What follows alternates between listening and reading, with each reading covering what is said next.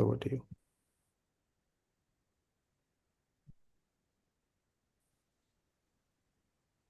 Namaste and greetings.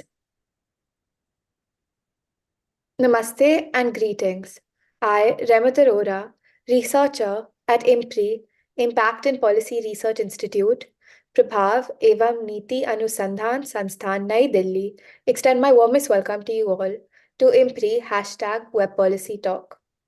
We are gathered today for a panel discussion on education, S&T, R&D and Interim Union Budget 2024 to 25 as part of IMPRI's 4th annual series of thematic deliberations and analysis of Interim Union Budget 2024 to 25.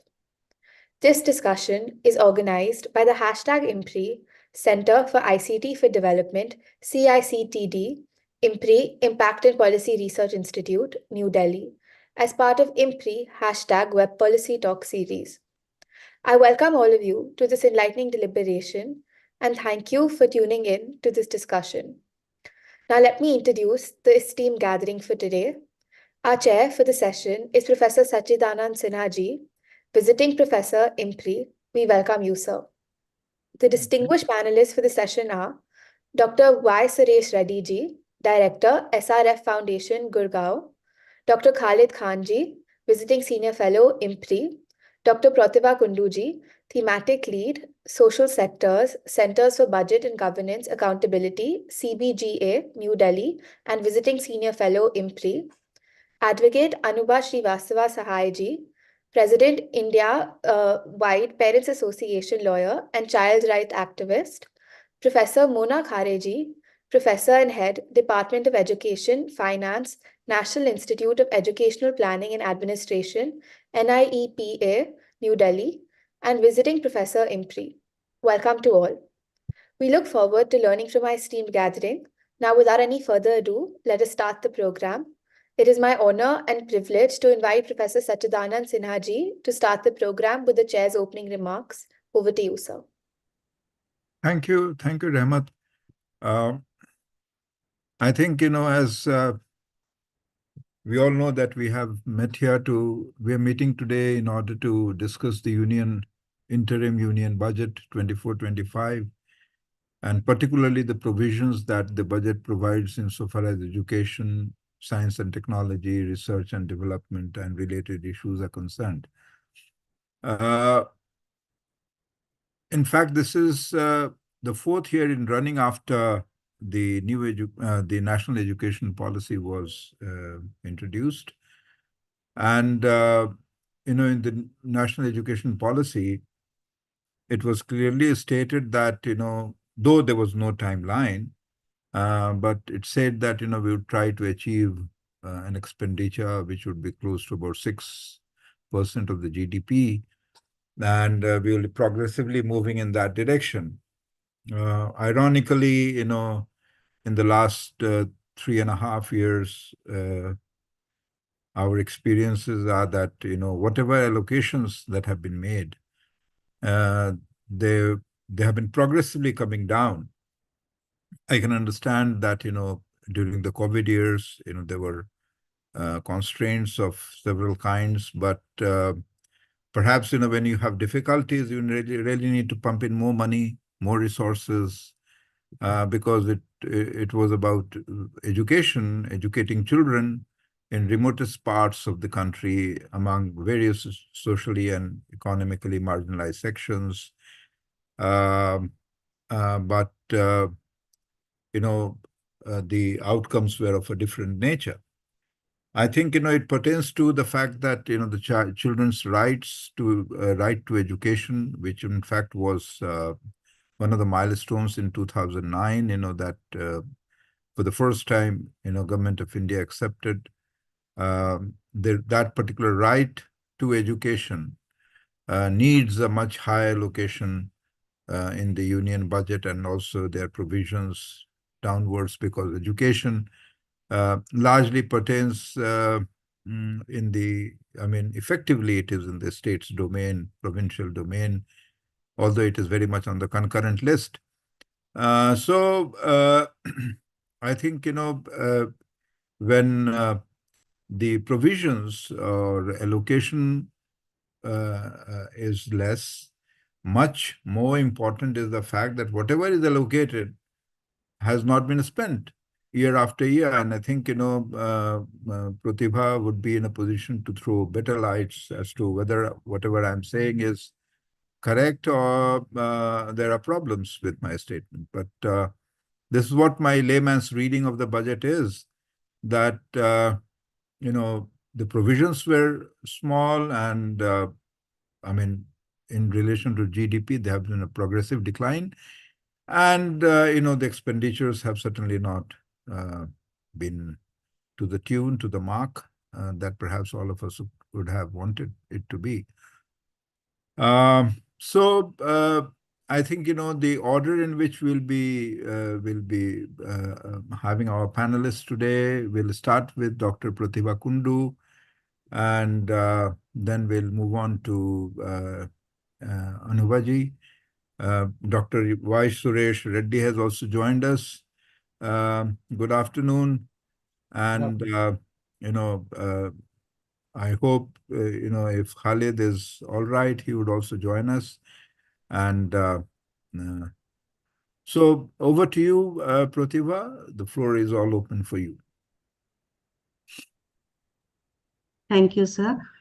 And thank you, IMPRI, for actually having this webinar, because the discussion around, you covered many various areas, but the discussion around education is very important because it is linked to all many sectors, development and growth. So whenever we are talking about this year's interim budget, maybe we can start with in the which fiscal headroom the budget has been presented. So if we look at the economic growth, then the projection is around India is growing around, supposed to grow around at 7% rate.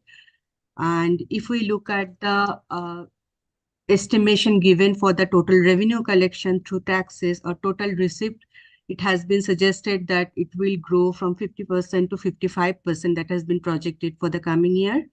If we look at the tax to GDP ratio, it has been increased, and again, estimation is saying that there is a growth.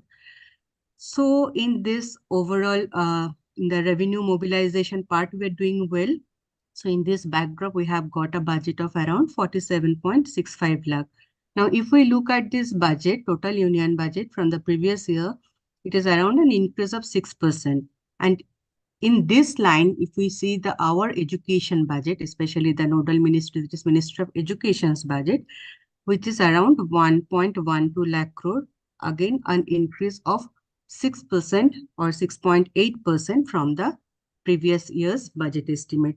So basically, the way the expenditure has been grown and that has been projected, increase in expenditure, that way the education expenditure also been, expenditure budget is, education budget is also has been estimated. So it's more of an incremental kind of budget, if we can say. Now, if we deep down a bit more about the education budget, within there are two sectors, two departments, Department of School Education and Literacy and Department of Higher Education. And in both the departments, if we compared it from the last year's revised estimate, then while there is very marginal increase, around 0.7% increase for the Department of School Education, around 17% cut in the budget of Department of Higher Education. Now, important is this is the overall increase and decrease and the pattern of total budget. But important is we need to see this budget from the implementation point of view of National Education Policy 2020. Now, so this is the fourth year of NEP.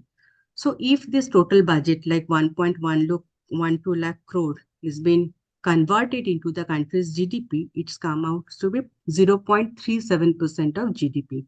So now our target, as Sir was talking in her, sharing in his opening remarks, that there is NEP is talking about 6% of GDP for public education. Public education, public spending means both center and states together will spend 6%. But at this stage, the nodal ministry, that is Ministry of Education, is spending 0.37% of GDP.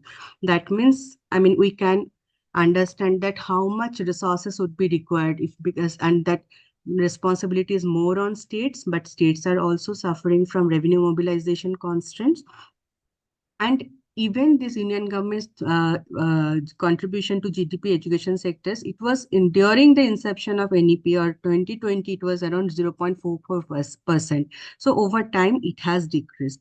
So this is the first point to make, that if financial implementation of NEP, implementation of NEP needs a financial boost, but somehow the allocation is not at par. Now, again, if we look very closely towards the distribution or design of budget of this total education budget, the budget of Department of School Education, 70%, more than 70% is getting financed through education cess. And for the Department of Higher Education, again, more than 33%, around 33% is getting financed through education cess. So the cess was earlier, 2005-6, the primary education cess was imposed. In 2006-7, higher secondary education cess was imposed. The cess are for specific purpose and for specific timeline. And it was the idea that over time, this cess will supplement the need of the need for funding the government financing for education. But over time, we are seeing that cess is becoming the primary source of financing education. Now, the second part is, again, if we look at each of the department's budget more closely, then another pattern has come out. And this is the pattern we observed for the last 2-3 years. That is, the more increase in allocation is going towards the exemplar schools or model schools like Kendriya Vidyalaya, Navodaya Vidyalaya, PM Sri schools. But if we look at these schools, they cater, I think around 14,500 schools have been proposed, and they cater very limited amount of number of students, whereas the larger number of students, they are getting cater, they are comes under the purview of Samagra Shiksha Abhijan. And if we look at the Samagra Shiksha Abhijan's budget, it has increased, I think, around 47 or for the last year, it's around that much, 47 crore. Now, more important is of the whole Samagra Shiksha Abhijan budget, it's actually 100% is getting financed through education cess. So the scenario is that the scheme which is responsible for many of the components of school education, starting from quality, teachers, infrastructure, the scheme is not actually getting support, adequate budgetary support. And similarly is the case for another key centrally sponsored scheme, that is midday meal, or it's now renamed as PM Poshan. So even there, it's very marginal increase. Now, this is the overall scenario. Now, we have seen that over time that the challenges were there, like the teacher shortage, infrastructure, not proper infrastructure is there, socioeconomic inequities. Then there are various kinds of challenges were earlier there, and that has made a large number of students out of school. But over time, there are new challenges emerging, like digital divide, like climate change. So the situation is getting more aggravated, and since most of the students who are from the marginalized communities are very much dependent on public provisioning of school education, so any kind of change actually, they suffers more if there is any kind of changes happen, and if there is little lesser fund towards school education, it impacts them more. So that's why the next question, it's important to ask that whether the budget is actually addressing the issue of equity or inclusivity. So one of the important indicators is, I would say, scholarships, which actually help many students from these marginalized communities to retain in the system. So there are various kinds of scholarships. Now, if we look at even at the pattern of scholarship, financing for scholarship, this year, the pre-matric scholarship for minorities, pre-matric scholarships for students with disabilities, for scheduled caste and OBC, for every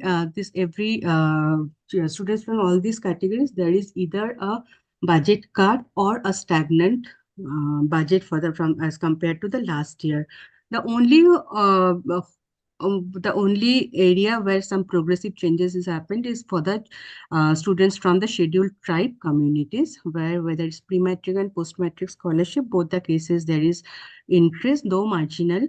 But this time also there is some emphasis on uh, all the tribal children who are much I mean who stay lives in more remote areas, not much development uh, fund is reaching to them. Is there basically there is one new schemes introduced this time is PM Jan Man Yojana, and for that there is some resources from Samagra Shiksha Abhiyan have been set aside for the these children.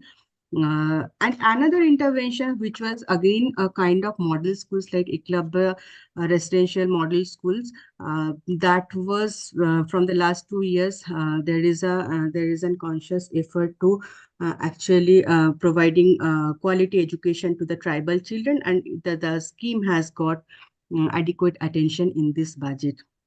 This is about the scenario in terms of inclusivity and equity, but we have seen during COVID, UDICE data is also showing that there is drop in enrollment, especially at the secondary level and higher secondary level. And uh, if we specifically look at the budget, what is going for secondary education overall for the public center and states together, it is still less than 1% of GDP.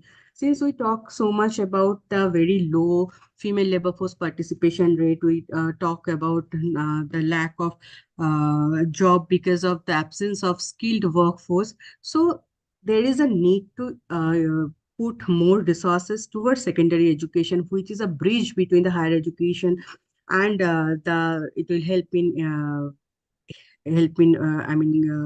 giving an employment opportunity to the students. But higher education, secondary education, especially for the adolescent girls, there is need for more resources, but it's still less than 1% of GDP, both state and center and states together spending. And those schemes which actually help in improving secondary education for girls, one of the schemes was discontinued in 2 years back.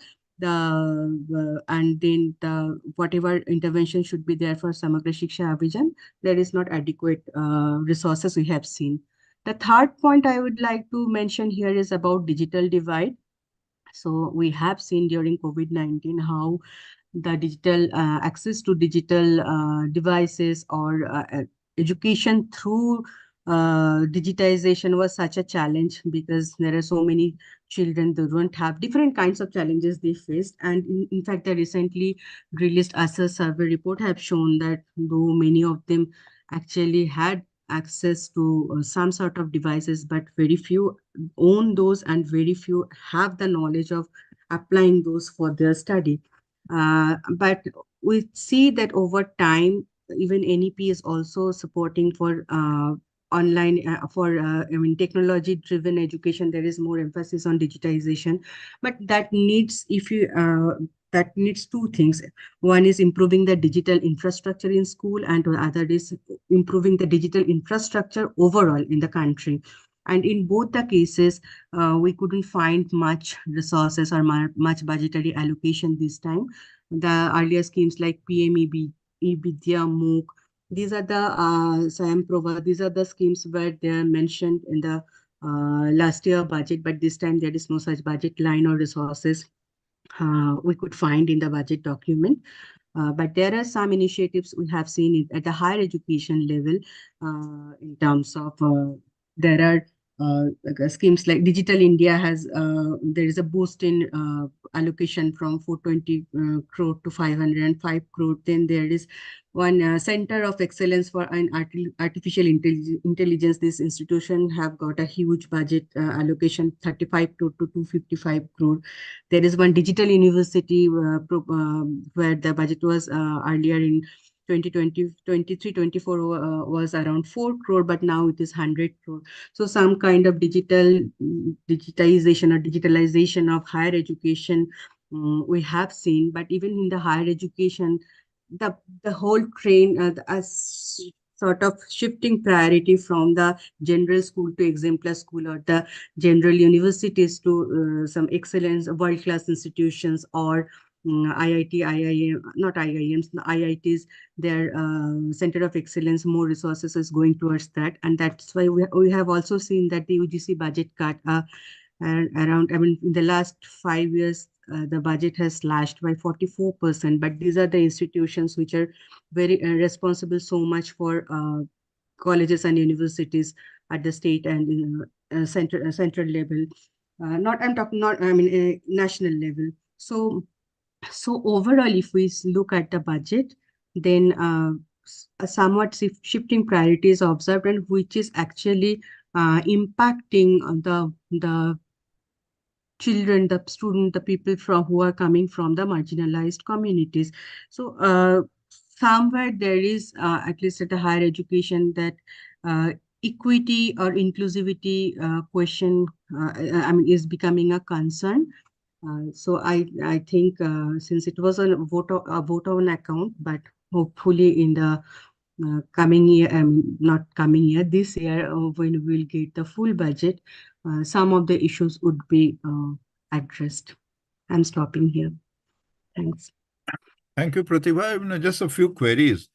What I mean, some of the experts who have been working on financing education expenditure, they have been saying that the last year's budgetary allocations were whatever that was made was not fully utilized. So what is the status there? That's I would like you to tell us something about that. And secondly, what is really the allocation?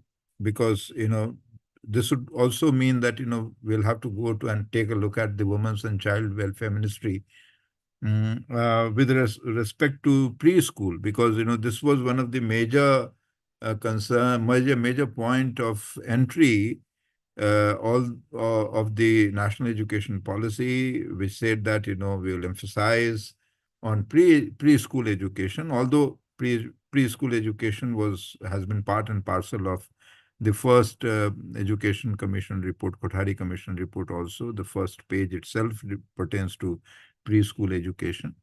But because of certain reasons, we could not really go ahead with that. So what is the status on the preschool?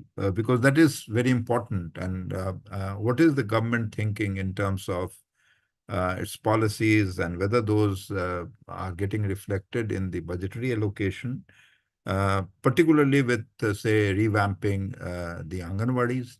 Anganwadis, the way they are at the moment, they only cater to nutritional needs of children and mother.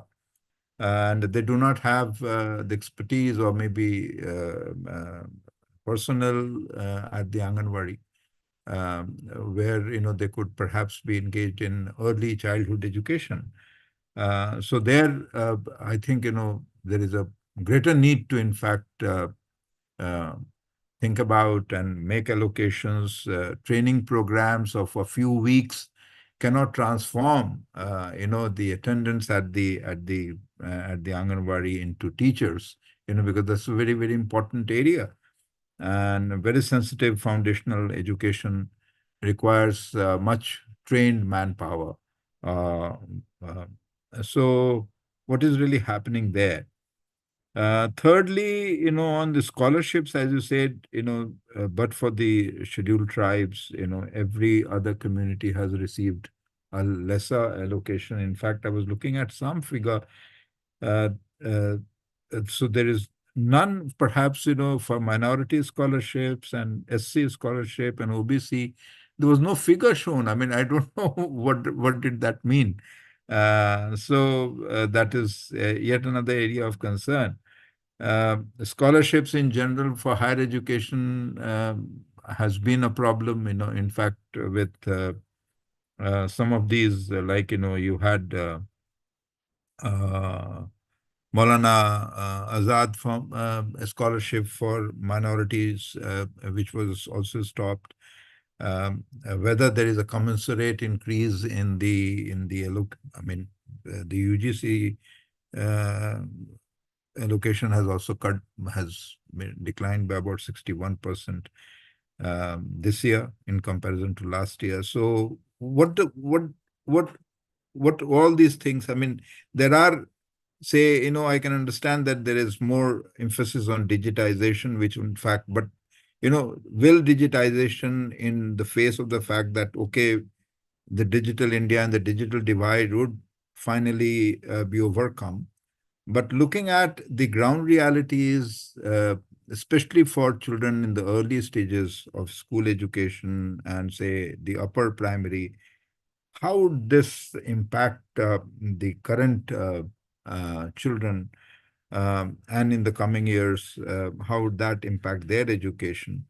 There is also the fact that there is year after year, teachers are retiring, and so if you look into the statistics of every state, the number of children, number of teachers that are required is humongous, and there is very little that I mean, not naturally we cannot really read from the interim budget all these things because this is the national budget, the union budget, but it would get reflected, and whether it would get reflected in the state budgets and all that, because they're also looking out for avenues to, in fact, closing down schools in the name of school merger and all that.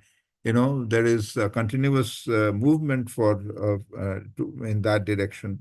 In MP, several hundred schools have been closed down. In Jharkhand, there are indications. And Jharkhand being a forest area and mining area with small population in every hamlet, if schools are closed down, it would really create problems for their access to schools and their education. So even with more money for residential schools, I don't think residential schools can really cater to all that the tribal children or the scheduled tribe children really require. So these are some of the concerns. We'll have yet another round on science and technology and research and development, because these are our areas that we should be talking about. So what would you like to add on some of these, particularly the preschool part? And Sure. then we can go on to the others. Yeah. So, let me first talk a little bit about utilization. If I mean, of course, this union budget, whatever we get, I mean, we get two information in the budget document. It's not only about the budget estimate of the coming years, but also the actual expenditure happened in 22-23 and the revised estimate for 23-24. And if we look at those figures, we can see that for the 22-23, whatever being allocated, 93% of that have been the department, I mean, the ministry has been able to utilize. And for the revised estimate, the expenditure is as for we can say it's a proxy expenditure. It's around 114% of the what is being allocated. So it's completely, I mean, clearly shows that there is improvement in fund utilization. In fact, looking at the pattern of spending, it shows that there is a need for more resources. And if we could remember that during when the NEP was getting implemented, the Ministry of Education actually asked around 10 lakh 37,000 around, I mean, this amount of money for the implementation of NEP for the 5 years in the 15th FC period, starting from 21-22 to 25-26. That means every year you need to get a new, the minister was asking for around 2 lakh crore. So that was, they have estimated in terms of resources. And we can see that this is the fourth year, but for the last year, last year we get a budget of 1 lakh and above, and this year 1.12 lakh. Before that, it was below 1 lakh crore. So there is, it itself shows that ministry needs more resources according to their estimation, and then allocation is not at par. Now, when there is allocation is not at part, suppose when there is need for more infrastructure and then money is going for civil works, it should go as per the scheduled rate decided at the state level or the rate of the central public work departments. Now, if the norm, financial norm is such that which is lesser than the market rate, then what happened? The states just surrender the money, they won't able to do with that money the kind of infrastructure would be required. So then it shows there is the fund that goes to you, you have not able to utilize that. So it's an underutilization will show in your account. But the important is how two things: how the money is getting, I mean, what kind of financial norms is there, how the money budget is being designed. And the next question is also about where the money is going. Suppose if we look at the teacher, I mean, huge shortage of teacher. Even that's the Parliamentary Standing Committee report. It has shown that of the around 9 lakh vacancies, 75% in elementary level, 15% at the secondary level, 19% at the higher secondary level. So we need to put resources for teacher. Of course, union government doesn't recruit teacher now, and there is some recruitment through Samagra Shiksha Abhijan, but it has been mentioned that no additional, for any additional recruitment, the money won't go from center. It's the state's responsibility. But of the existing vacancies, the center would supposed to give resources through schemes. So we need to see the where the resources would be required. Teacher trainings you have mentioned. Teacher training is already, I mean, teacher training has two components: in service and pre-service. If we look at the pre-service education, the kind of teacher training institutions required, the diets, the SCRT, everywhere there is huge shortage of faculty, both academic faculty and staff, non-staff. I'm sorry, I mean non-academic faculty and as well as academic faculty. So there is not resources going for firstly for the teacher training institutions, and when it comes to in-service teacher education, that already there was a very low financial norms, and over time that is being changed. Government is actually promoting online teachers training, but given the heterogeneity of the students, given the kind of different kinds of training required, whether it's mental health, whether it's wash or hygiene related, whether it's gender responsiveness among children, so different kinds of knowledge materials, modules and understanding required, and these are all, and then teachers training, if it is online, I mean, it's very difficult to actually the way we want to get the outcome, it would be difficult. So we need to put resources on these components, and that's why it's underutilization if is an issue, but that is actually coming from under allocation. Under allocation is actually leading to underutilization, and then it's further leading to under allocation, because it's a vicious cycle.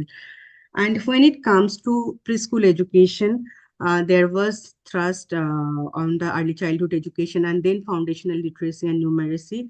And as NEP has mentioned, that there would be two channels. One is through schools or Ministry of Education, and one is through Anganwadi centers. So both Ministry of Education and Ministry of Women and Child Development have a significant role in offering early childhood care and education. Now, if we look at the MWCD budget, that is the scheme is Saksham Anganwadi and Poshan, through which actually are various kinds of interventions happening to the Anganwadi centers. It's not only about early childhood education or preschool education, it's also about the nutrition, it's also about referral services. But the budget, if we look at, then there is a decline from revised estimate. It was around 21,523 crore for the whole, the umbrella program, and it has decreased to 21,200 crore. So around 323 crore decline in the budget of Saksham Anganwadi and Poshan 2. And again, since it's an umbrella program, it's becoming difficult to get disaggregated budget data from union government. But since the whole budget is decreasing, it has impact on it will impact the ECC implementation. And for the ECC, one of the key components should be the training of Anganwadi workers, because the kind of knowledge and the kind of training is required to teach children, it's not very easy. In fact, it's the most difficult part. And then if there is proposal for, I mean, there was 6 months course, online course for preparing the Anganwadi workers, but that is not sufficient. And then uh, through different channels, if we are providing preschool education and different kinds of different types of teachers are there, then it won't also, there will be a challenge in terms of quality in different places if we are not focusing adequately on the teachers training. This is related to preschool education, and if we look at the preschool education budget in the Samagra Shiksha Vision across states, it is even less than 1%. I mean, even not that much lesser than that. So this is about the utilization and then scholarship. Yeah, I mean, there is data for the ministries, but yeah, as I have mentioned, mostly either there is a budget cut, or it's stagnant. Even that is true for the PM Research Fellowship. Even there is a budget cut we have seen in this budget. So yes, scholarship is a challenge. I mean, students are actually suffering. There is for a longer period of time demand for inflation indexed scholarship, but scholarship rates are not getting revised. And if there is a there is demand is much higher. The number of children or students are applying for scholarships, and the number of children getting the scholarship is there is a huge difference. But these are all demand driven schemes, but the outcome is, if there is lesser budget going for scholarships, then uh, there is a challenge for the students who are actually seeking this. Yeah, these are the that's Yeah, the so now this. let's move on to Anubhaji, and let's see how she would respond to the union interim budget, and so the provisions that it contains. Thank you, Sinha sir. I would request Dr. Reddy to first, Okay. and then Okay. I'll. Yeah. Then Yeah, okay, Dr. Reddy. like to hear Mr. Reddy also. Yeah. Dr. Reddy. I don't know why. Anubhaji, thank you. I don't know why you said that Reddy first. So kind of you that let me see. From my side, it is more kind of understanding, from the RT perspective, NEP perspective, So right to education has been there for quite some time, and more than a decade, and NEP has been there for last 3 years plus and kind of thing. And when I look at the budget, I look at the budget from these two perspectives, and also in between, the COVID also has come, and we know that how the schools were shut for more than 500 days, learning was stopped and kind of situation. So where the most of the government schools suffered because of lack of access to the digital devices or connectivity, or the content in the vernacular languages and a kind of thing. So these are the from these three angles I look at the budget. This budget I see, though it is a interim budget, but it is an incremental budget. And overall, if you see, the budget has been increased from the 1.12 lakh crores to the 1.20 lakh crores. So it is an increase in terms of the 2023-24. But the revised estimations of the 23-24, which was much more than the, especially school education, is almost all 1.29 lakh crores. It is actually reduction from the revised estimates to this current year's budget estimates. So that is a reduction there. At the same time, if it's a higher education budget, I'm talking about the 47,062 crores this year. But actually, 23-24 revised estimates of the budget is 57,000 plus crores. There are also reduction in the budget. So this is one observation. And second thing, when you see the allocations point of view, though as said, NEP is meant for all the schools, not for the selected schools and kind of thing. RT is meant for all the schools. I'm talking about the government schools. When the Samagra Shiksha Abhiyan, SSA, this is as already Dr. Pravita already mentioned that this is the program. It is central government allocate a lot of resources to the state governments in forms of the different schemes and grants and kind of thing. Where this year the budget enhancement is just only 0.12%. So that is the NEP point of view, the RTE point of view, the very, very decimal allocation of the budget. At the same time, when you see allocation of three schemes, one is the PM Shri, the almost 48.15% increase, and PM Poshan is almost 7.48% increase, and Eklavya model schools almost a 7.80% increase. So these three schemes got the higher allocations. I am not saying that they should not get, they should get. At the same time, the allocation of the budget for the school education sector, it should be more than the what is been just only the 500 crores enhancement compared to the last year revenue estimates and this year budget estimates. So that is the one thing. At the same time, the higher education level. So one way you're talking about, especially the girls' enrollment has been increased to 28% last 10 years' time. And also the STEM education, 43% of the women are participating in, girls and women participating. So it requires some more budgeting for the higher education as well. But unfortunately, the UGC, especially UGC, which provides the grants to the most of the universities in the country, the UGC budget was reduced almost by 66%. So that is the biggest concern. And at the same time, the central universities, so which got a good amount of the enhancement of the budget around 4,000 crores. That is the good thing. And the centers of excellence, especially the artificial intelligence, that is centers, that is the one new, though it has been announced last year, but this year budget allocation around it got 250 crores budget allocation for that. And Professor, as you said already, you asked about from an again NEP perspective about the Anganwadi centers. So as we as an non-profit sector, we have been working for the promotion of the quality education in government schools across different states. At the same time, we also have been working with the Anganwadi centers. There is almost all 1:3 ratio. For one primary school is there are three Anganwadi centers are there.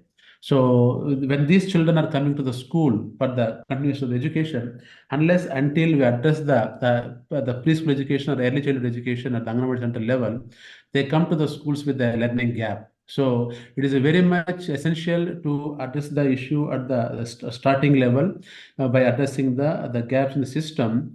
Unfortunately, the Anganwadi centers are the part of the Women and Child Welfare Department, and it is a part of the health and nutrition and preschool education. Within these three components, the preschool education is just neglected kind of thing.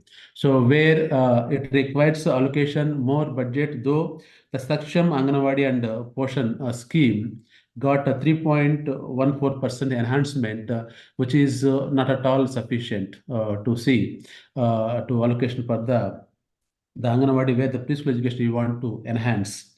So, and again, say the digital transformation point of view, as a COVID situation point of view, most of the government schools so on the ground, so it is the responsibility of the not just central government, but also state governments as well, to how to equip these schools with a digital infra. That is one thing basic. NAP talks about the personalized learning and a kind of thing, talks about the future skills there in the secondary schools kind of thing.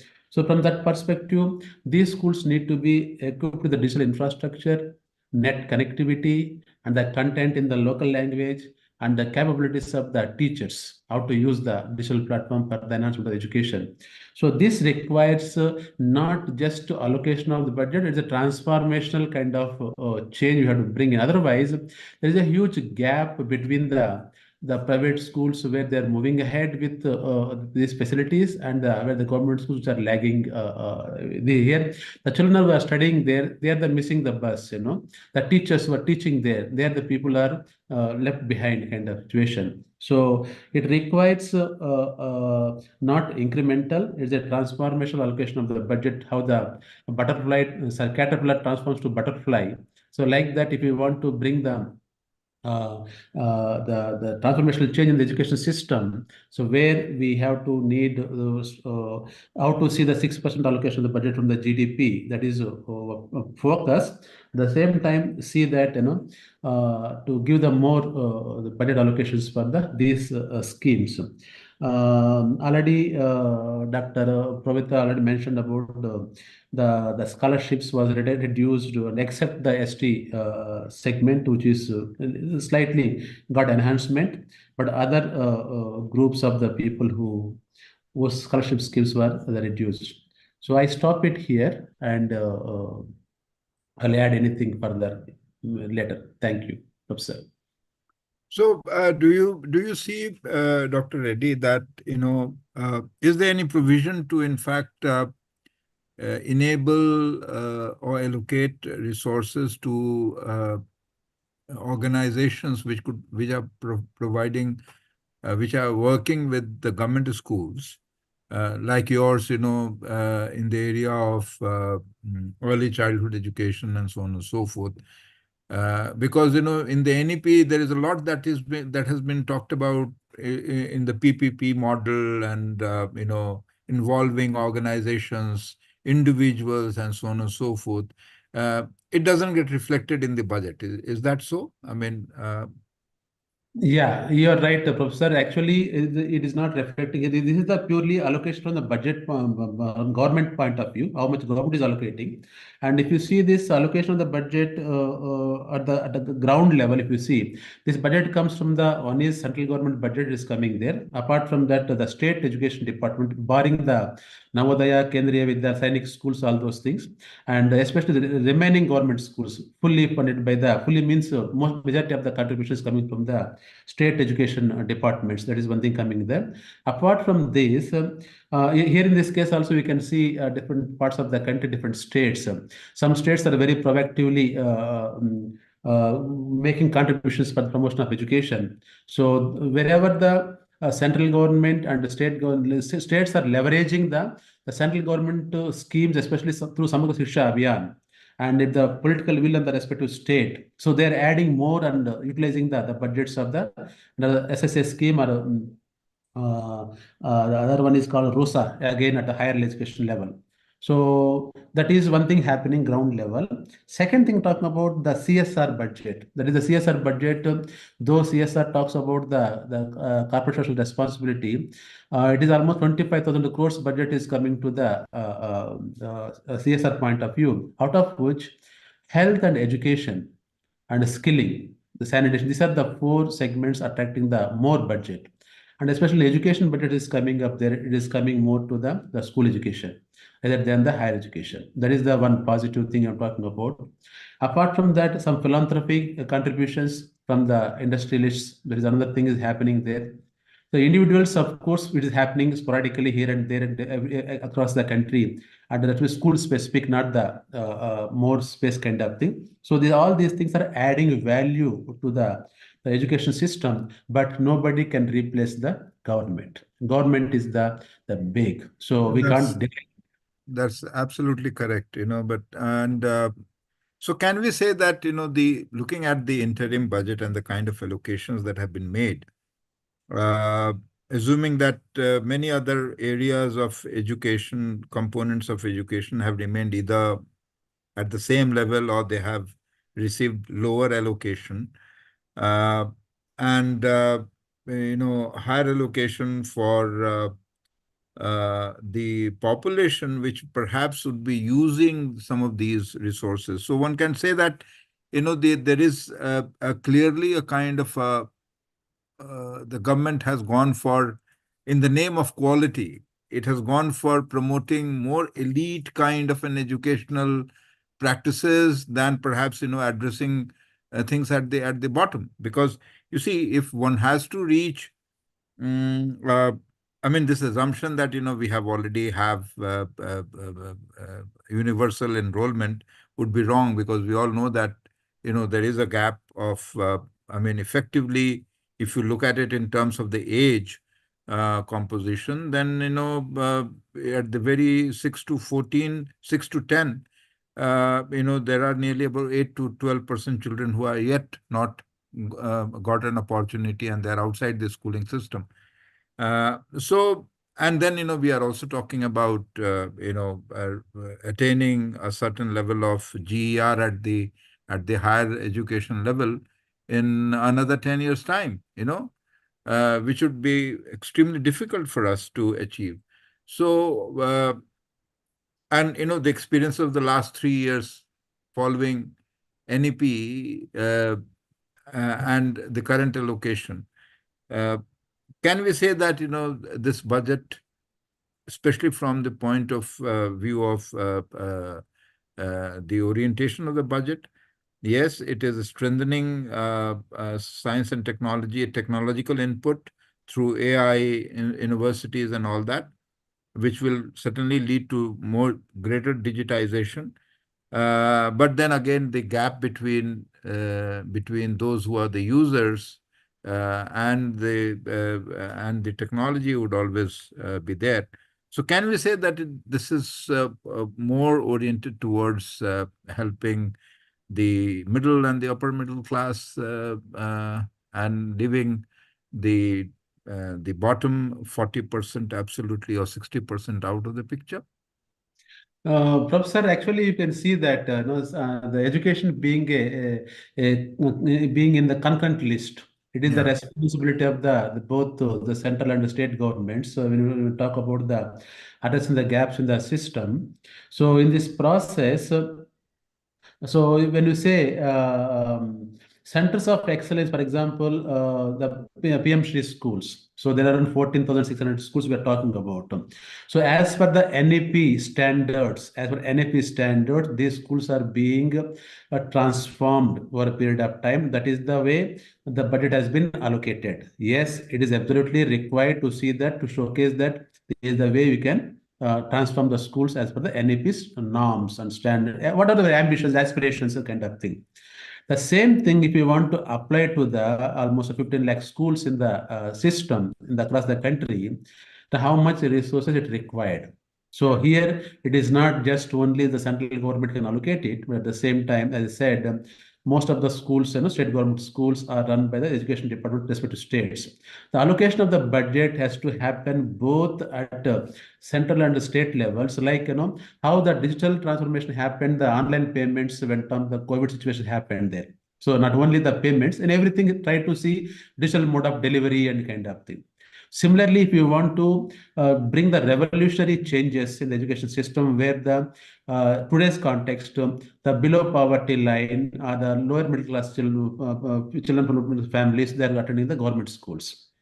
So those who are affordable, they're sending kids to the private schools, they're taking care of. But those who are not affordable economically, and those who are socially disadvantaged groups, those who are remotely located people, they're fully depending on the government system, government schools. So if you want to bring the transformational change in those schools, so it requires the huge allocation of the budgets, not just from central government point of view, and the state governments as well. So that should be that we understand that the much higher responsibility.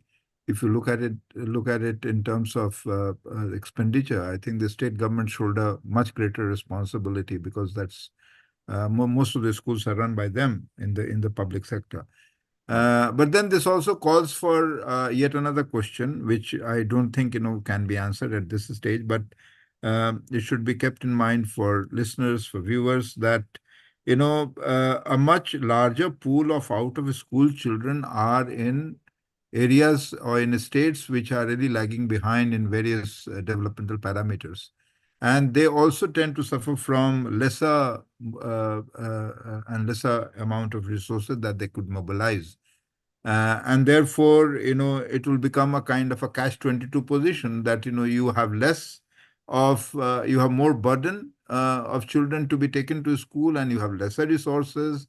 You do not have the capacity to, in fact, meet those resources. So the gaps are likely to increase interregionally. Let's say, we have the state of Bihar at the bottom of it, vis-a-vis, say, other states which are doing much better financially, and they are proactively putting in greater amount of resources. And they would be the ones who would also be in a position to utilize the central allocations, much better than some of these states, because they do not have the capacity to mobilize such resources.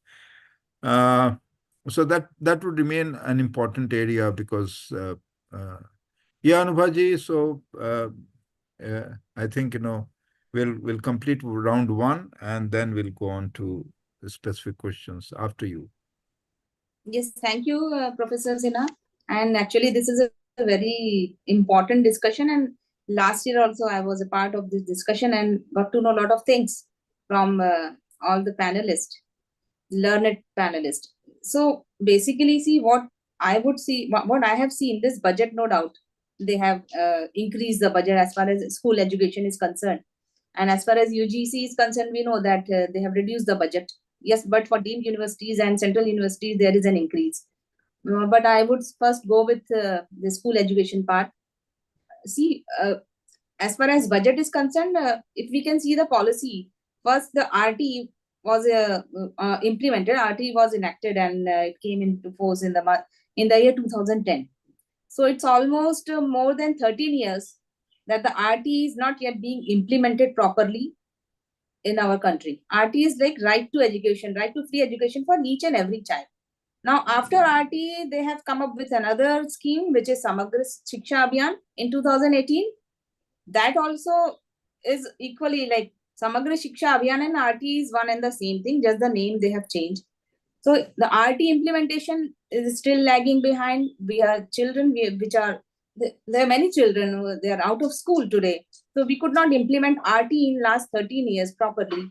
Be it whatever will be the reason, I don't know, the budget allocation and whatever will be the reason, we could not implement RT properly since 2013 till date.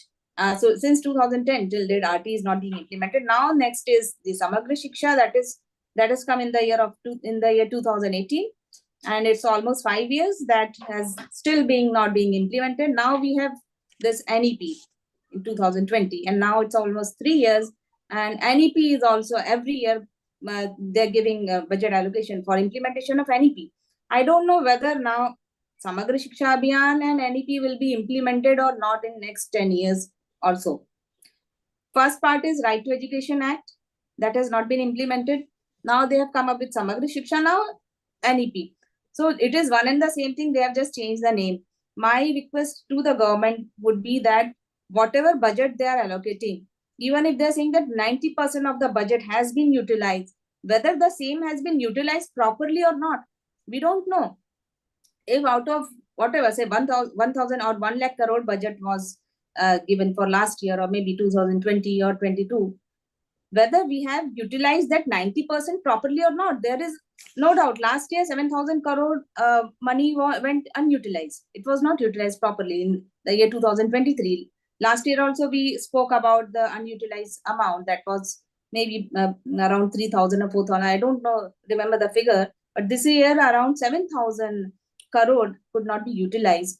But what about the 93% or 95%, whatever amount has been utilized, whether the same has been utilized properly or not? Because I could not see anything happening on ground. Where is that money gone? Children are still out of school. How many teachers have been trained properly in last 2 years? Do we have any data properly whether the teachers have been properly trained or not?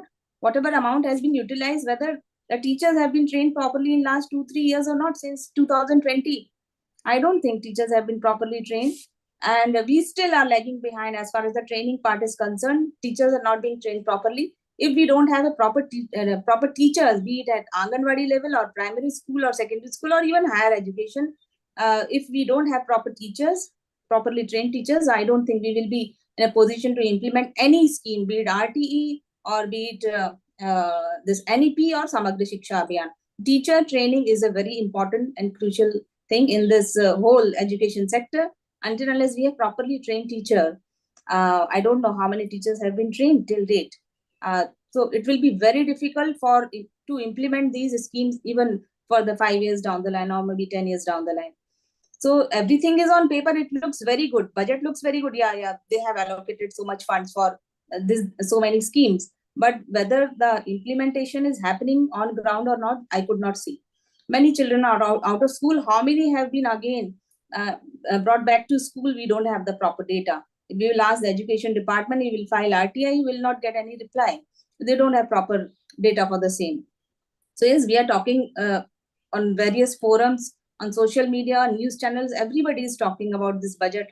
Yeah, this is a good budget. I am also saying, yeah, budget is very good, no doubt. But whether the implementation is happening, whether the utilization of the funds are happening or not at ground level or not, that is a very important part. Now, second, this year, as far as medical colleges are concerned, I will appreciate the government that since many years, students have been struggling to get admission in most of the colleges because as far as NEET exam is concerned, more than 18 lakh children take part in that exam. More than 18 lakh children. Out of 18 lakh, there are hardly 90,000 seats. Yeah. Until unless we have proper seats, proper medical college, children will not get education as far as medical education is concerned because it is medical education is out of budget. In some private schools and universities, they're charging more than 50 lakhs for 50 lakhs or 1 crore also for this 5-year course. So one part which I liked about this budget is that yes, they are increasing the number of colleges, the number of universities. They are going to increase the number of colleges as far as medical colleges are concerned. That is a very good step where they are utilizing the existing infrastructure. So they don't have to spend much taxpayers' money. They don't have to spend much on increasing the number of medical colleges in our country, because they are utilizing the existing infrastructure. Same thing should be done even for the school education. We are seeing that even Professor Sinha was discussing that many of the government schools have been shut down. Why government is shut down?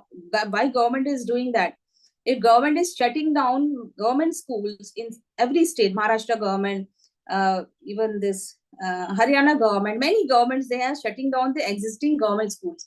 So instead of shutting down government schools, if government will utilize the infrastructure and through PPP model, if we will convert those existing government schools which they are going to shut down, or they have already closed those schools, if through PPP model we could we could again enhance the infrastructure of that school, we could convert it into maybe central board or other boards also, not state board, because nowadays many children are more interested in joining schools which are central board and which are affiliated to CBSE and ICSE and other boards. In Maharashtra, what is happening in the last few years, what I have seen, in Maharashtra, government is now converting the existing, like BMC, I will give example of BMC in Mumbai. Existing municipal schools are being converted to central schools and even IB boards and ICC boards. So this way, if each and every state and even with support from central government, we will convert the existing schools which they're planning to shut down to central schools and maybe Sainik school and other Kendriya Vidyalayas, because it is really difficult to open new schools. If we can utilize existing infrastructure and convert the schools which the governments are planning to shut down to central schools, then definitely many children will come back and they will join the schools. But we have to focus basically first on teacher training. Secondly, how to bring back those children who are now out of school. Because after secondary education, most of the children, they don't study. They don't get proper education. So if we are focusing on improving the digital, as far as digital India is concerned, if we are focusing on improving the infrastructure as far as IT is concerned, but yes, due to digital divide, many children will be out of that scheme, because in most of the villages, it will be very difficult to implement or to bring them in loop with the existing infrastructure. The children in villages will not get proper access to internet because they don't have proper electricity only. Until you will focus on electricity, जब तक घर घर light नहीं पहुंचेगी तो internet तो पहुंच ही नहीं सकता. That is the major concern. So it will definitely take a lot of years, maybe another 10 years will take as far as the digital India is concerned. There is digital divide and that is going to increase also. It will not happen in maybe 5 years or 10 years down the line. It will take a lot of years. So what we can focus is on, we should increase the infrastructure, improve the infrastructure of the existing schools, maybe in a remote area or maybe in any urban area. The schools are being shut down even in Mumbai, in Delhi, in Haryana. There are major cities where the government is shutting down government schools. They are not giving aid to aided schools. Aided universities are also not getting aid. Since last year, they have reduced the budget for the UGC. So even this year also they have reduced. Many professors and many universities are facing problem because the government is not giving aid to the aided universities. So how are you going to, now you're investing more on universities. Instead of investing more on universities, you should, and existing universities and schools and colleges, government should focus more on increasing the infrastructure of the existing schools and universities. If you're not providing aid to aided schools, if you're not providing aid to aided universities, and instead of that, you're allocating funds for opening up new universities, new schools. So that will take a lot of time and funds also. So what I'm saying that 90% fund that which has been utilized last year or in last 2 years also, 90% or 95% funds have been utilized, but that has not been utilized properly. So existing infrastructure, if we will focus on improving the existing infrastructure of the existing schools and colleges and universities, then definitely within few years we will see a lot of change in our education sector. We will just have to focus and invest more on teacher training instead of investing more on infrastructure. The allocation should have been on improving the quality of education. So we should invest more in training the teachers instead of investing in building more universities, more schools and colleges. The government should invest more on teacher training. As far as the existing schools are and universities are concerned, aided universities, especially, government should provide aid to those universities, and those which are shut down, they can again restart those schools and universities on the basis of PPP model. So PPP should be promoted, no doubt, but at ground level, as I said, Professor Reddy also said that at ground level, Anganwadis and again schools are not getting proper aid from the government, be it central or state government. So until unless we get proper support from the government, be it central and state government, I don't think it will be very easy to implement any kind of scheme, be it RTE, be it Samagra Shiksha Abhiyan SSA or even NEP. It will take another maybe 2 decades or 3 decades, I don't know how many years, because now children are facing a lot of problem as far as primary education is concerned, and even in higher education, children and students are facing a lot of problem because the fees has gone high. Many of the universities are conducting exam, but most of the children, 80%, I don't know the proper figure, but I'm saying that more than 80 or 90% students are struggling to get admission in good universities because the fees of these universities, especially the private universities, because most of the aided universities are not doing well because they're not getting aid. So children, as far as school is concerned, they are out of school or they are not able to afford the education in primary and other schools. Similarly, as far as colleges are concerned, students are not getting admission in the universities or the colleges which are well established and well known colleges. So as to जहाँ तक education की बात है, हम देखेंगे right from KG to PG, most of the children are not getting affordable education because the government is not investing the money, taxpayers' money properly. They're investing in increasing interest. They're investing in mostly the infrastructure part. But if they will invest as far as in the existing infrastructure, existing aided schools, aided universities, then definitely government students will also get proper education, affordable education. आप देखेंगे 2022 का भी जो budget था, that was focused mostly on affordable education. Government was focusing more on affordable education, affordability of education, which is still a major concern for, I would say, 90% of the students and children in our country. So if we will focus more on providing education, like RTE jaise tha, what I say that the education should be imparted from KG to PG, the education should be affordable. Then only we can talk about Skill India and other programs. Skill India also is a very good scheme, no doubt, but that has also not been implemented properly. Because I'll give you one example of apprenticeship program by SBI. And we went to High Court. We have challenged that apprenticeship program by the Skill India, under the Skill India scheme. We have challenged that in High Court, Bombay High Court, because many of the trainees, many of the apprentices, they said that we have not been trained properly. So under Skill India, if government is saying that more than 1.5, I don't know the figures, Professor Kundu would be knowing, under Skill India, maybe I don't know how many have been trained in last 1 year. So suppose the figure is around 1.5 crore or 1.5 lakhs. If they have trained more than 1.5 lakh trainees under Skill India program, there are many apprentices, many trainees who have approached the High Court, cases are pending, and there are many who could not approach anywhere. They don't have money also. So Skill India program also has not been properly implemented in our country. On paper, they are showing that, yes, we have trained so many youth.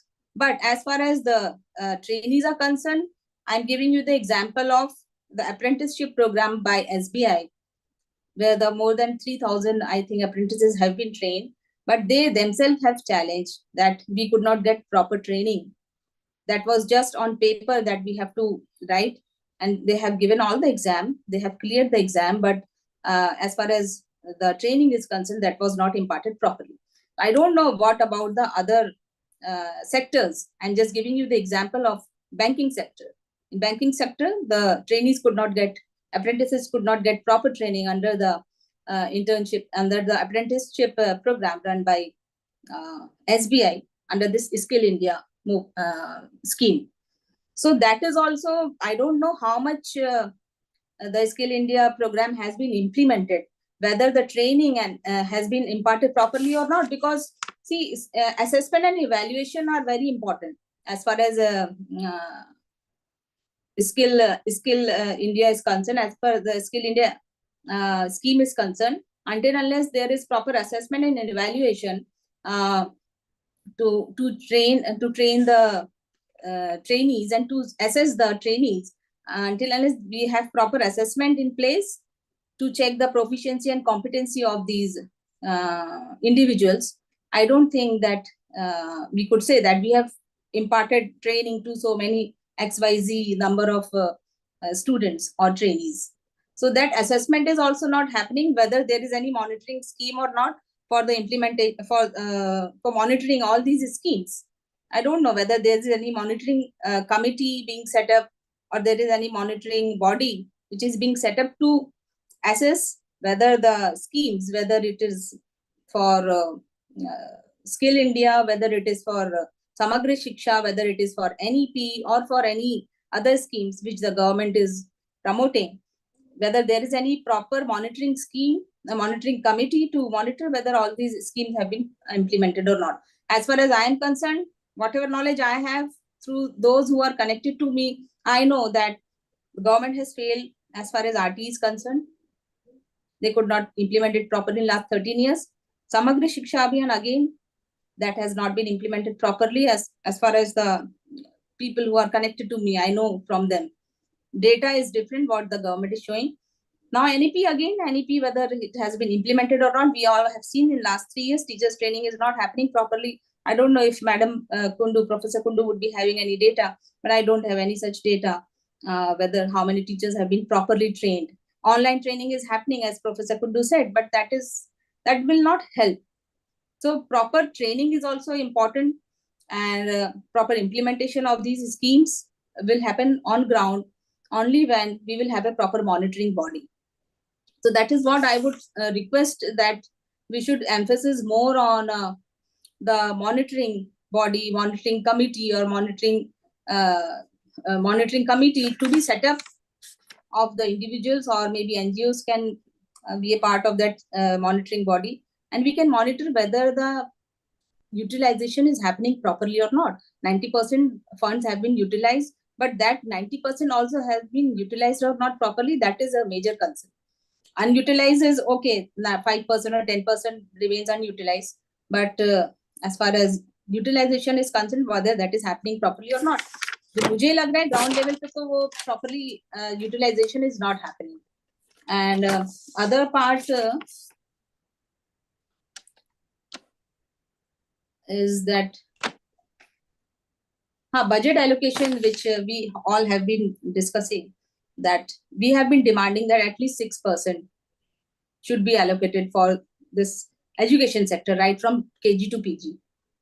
So that 6% is a huge number, and until unless government will properly allocate budget for this sector, education sector, because we need resources, we need people who will come forward, because there are a lot of NGOs who are working, there are a lot of companies who are working, and there are a lot of associations who are working for improving the quality of education, but that is not happening properly on ground level because they are not getting funds. So until unless we have proper budget, at least 6%, we will not be in a position to provide affordable education from KG to PG. So that is a very challenging task. If government allocates 6% budget, at least 3% or 4%, then with proper implementation of all these schemes and a monitoring body, then definitely in few years down the line, maybe 5 years or 10 years, we could see that all these schemes will be implemented at ground level properly. So those were my points, and we'll see, we'll add more points once. Yeah, we are left with Close just this about 15 minutes to, less than 15 minutes for the remaining Right. part of your point is well taken. Monitoring is essential, and that's very important. I think, part of the answer could come from, taking a look at, and this is my question to, not a question, I would like Protiva to come and enlighten us on this question. Every year the government of India brings about a kind of an analysis of budgetary expenditure on education, budgeted expenditure on education, which is in fact taking the states and the center together. So what is your reading of the expenditure in the last? That's what was one of the issues that Anubha was trying to raise, as to whether the money is being spent properly, and whether it is reaching the targeted population, or whether it is in a position to transform the infrastructure in a manner that it could perhaps help a transformation of the entire educational system. Teachers training, she raised a very, very important point. So therefore, I think monitoring part and teachers training, which we all know that teachers training has taken a backseat, although it should be at the forefront. And what do we get from the analysis of budgeted expenditure on education in the last 3-4 years? I believe, the last report was for 2021 or 21-22, if I'm not wrong. That's what I had seen. So, yeah, Protiva, if you can help me. So, sir, the analysis of budgeted expenditure on education is a very important publication that way, because it gives, like National Health Account, it also tries to give all the expenditure incurred by union government as well as state governments, and it's around 40 ministries and departments, whoever in which form is spending towards education. So it gives a comprehensive picture of education spending or education allocation. And basically, when we talk about 6% of GDP for as public spending, here we not only talk about Ministry of Education, but all the ministries and departments. The only challenge with this publication is, as you have mentioned, that the latest document available is 2021 BE. Yeah. So many of the changes that after NEP has come, many of the changes are actually happened after that. But if we look at the pattern that has been shared in the analysis of budgeted expenditure, there again we can see that as of now, it's, if we go by 2021 BE figure, then it's around 4.14% of GDP is being at this stage is going for public education, and of which around 1.1% is from union government and rest is from states. But if we take the actual expenditure data which is available for 2019-20, sorry, 18-19, then it is not, it is even less than 4% at this stage. Yeah, it's about 3.7 or 3.8. Yeah, right. Yeah. And another challenge, I think, it's a very important publication, but in this publication, since not the way the disaggregated data is available, so there are for the purpose of estimation, a number of assumptions that the Department of Higher Education, this publication is from Department of Higher Education, that needs to carry it out. And some of that time we have noticed that the the data given based on the estimation with different assumptions, and then the actual reality is different. So Yeah. maybe there is a time a need also for revisiting the basically the process. Yeah. But other than that, when this particular publication, the way they present the information, it's again in line of the functional classification that has been followed in the budget. So if we actually like to know, like it's more like, suppose I'm talking about elementary education, then it's like primary schools, non government primary schools, non-government primary schools, this kind of category of, and within that, what exactly more disaggregated picture is not possible to, come out. So with at that level of aggregation. So yeah, but at the same time, it's very important because we don't get, whenever even we look at the detailed demand for grants for different departments, we don't get that kind of minute data. For example, finance ministry, how much they are spending on education, rail ministry, how much they are spending on education. So they somehow, the department try to capture all those kinds of information. So it's Right. an important publication. And what is happening with the Skill India? Can we have either Dr. Suresh or Protiva or anybody throwing some light on Skill India? Because that's where, the entire discussion is that, we are not producing employable graduates from colleges and so on and so forth. So what's really happening with Skill India? I have quick 1 minute Yeah. comment on this, Professor. Regarding the Skill India, as per the budget speech, also the finance minister mentioned that so far we have trained 1.5 crores of youth in the Skill India. There's newly trained people, and also 54 lakh people, they are upskilled or reskilled. So this has happened so far. But a Skill India point of view, especially you're talking about school to work, and those who are higher education to the already those in industry also. So the society is changing so drastically, and whatever the skills the people have today, they may be after 5-10 years time, they're not going to be useful at all. So that's why I call it future skills, talking about, especially STEM education point of view, the future skills, how one can promote the future skills in the school by currently the beyond school curriculum. Currently, school curriculum is more kind of studying of the regular traditional subjects like languages and history, math, science, social studies like that. They are there. They are essential. They are the core. Apart from that, how we can create the opportunities for the children and the educators at the school level itself.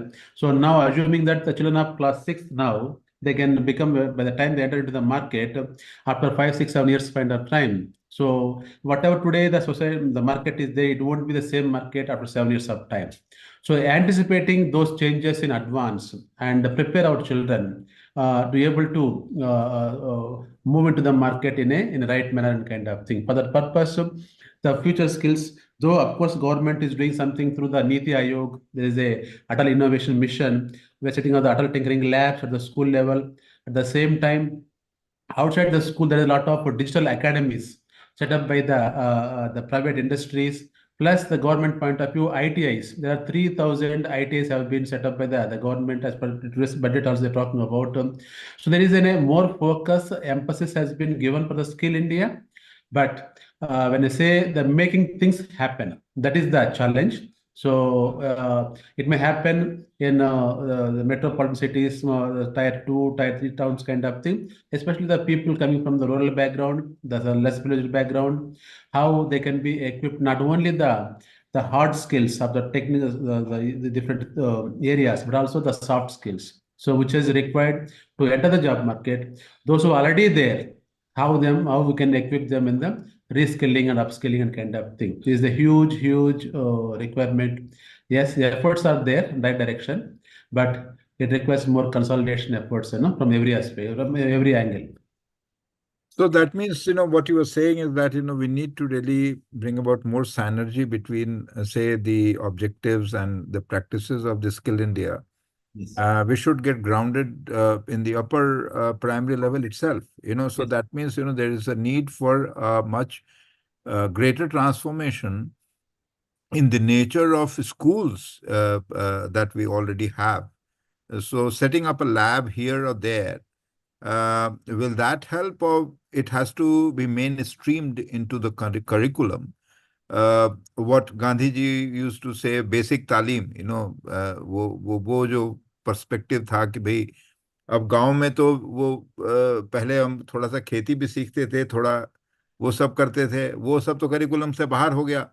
अब जब हम skill को लाना चाह रहे हैं स्कूलों में, तो उसके लिए जो इन्वेस्टमेंट चाहिए वो तो डिपार्टमेंट ऑफ एजुकेशन ही करेगा, चाहे स्टेट लेवल पे करे, चाहे यूनिवर्सिटी, चाहे वो यूनियन लेवल पे करे।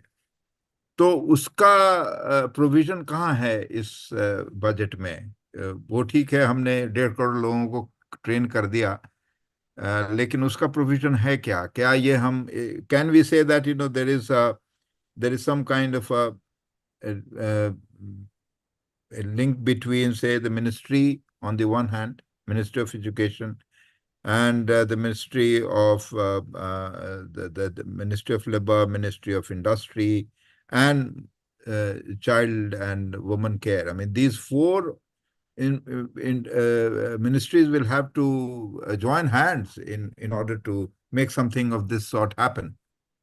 Yeah, this Skill India is which is more kind of interconnected with various ministries that you, as you said, Professor. Yeah, And especially as I mentioned about Ministry of Small and Medium Enterprises, the yeah, Industry Ministry, and also the Niti Aayog, the Higher Education Department of the Higher Education Department in the Ministry of Education, and also the School Education Department. So there are many players are here. But especially in the school education department, the three things are happening. One is that National Apprentice Training Scheme, which is allocating around 600 crores budget during this 24-25 budget.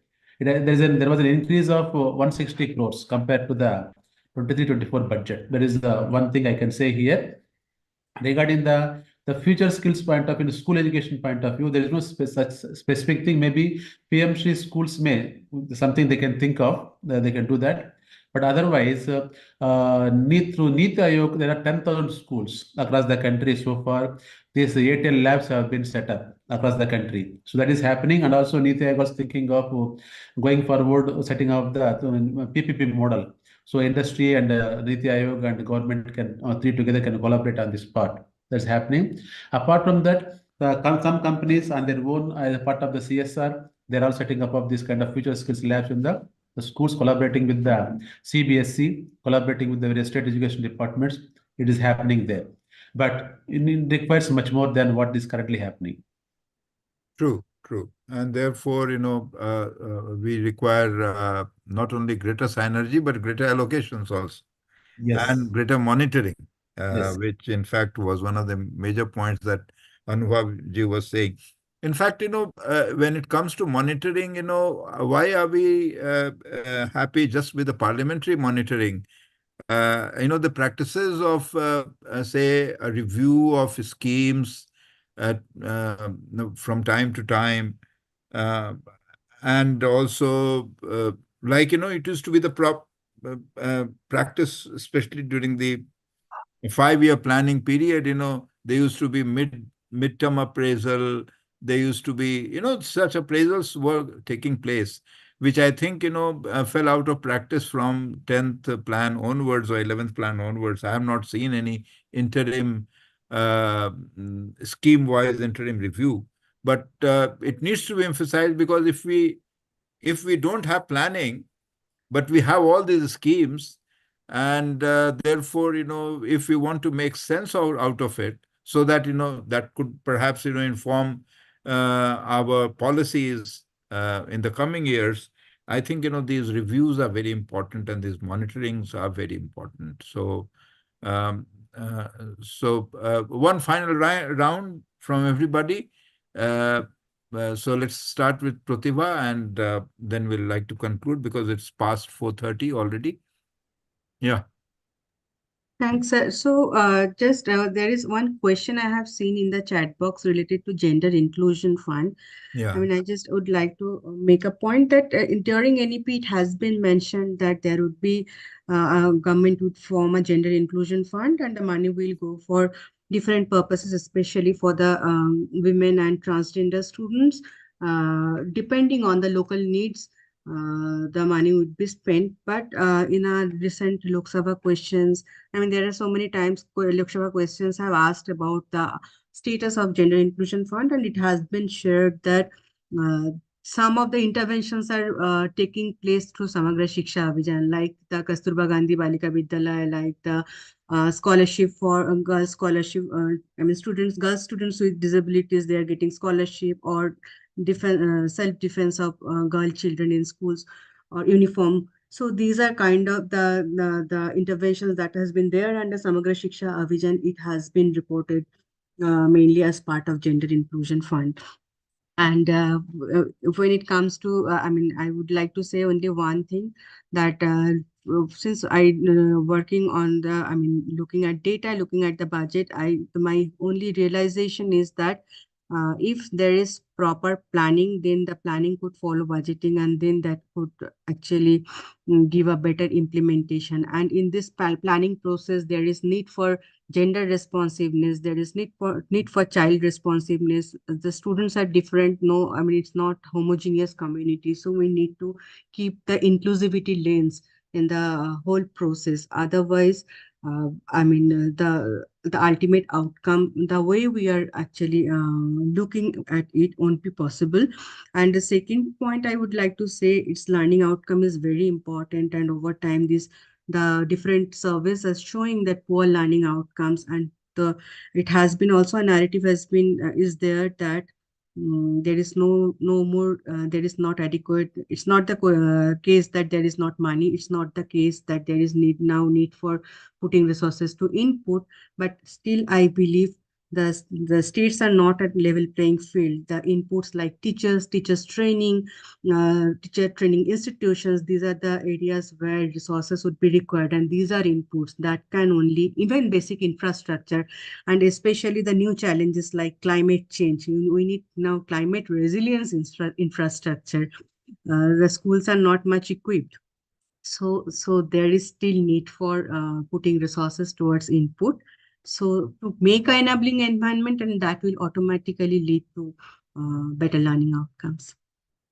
So, Thanks. Dr. Reddy, your final point before we close? Yeah, just Professor, just I thought of, instead of incremental approach, we have to follow the transformational approach with a lot of political will to bring the change in the system.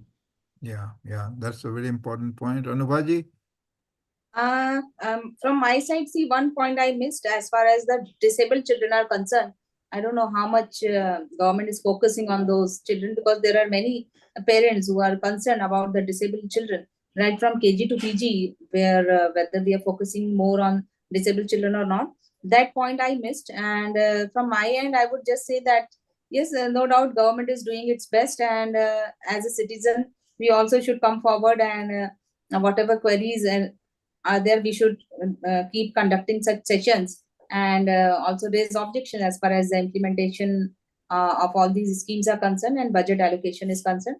That has to be increased. They have increased, no doubt, but we need more funds to implement all these schemes, be it Samagra Shiksha Abhiyan,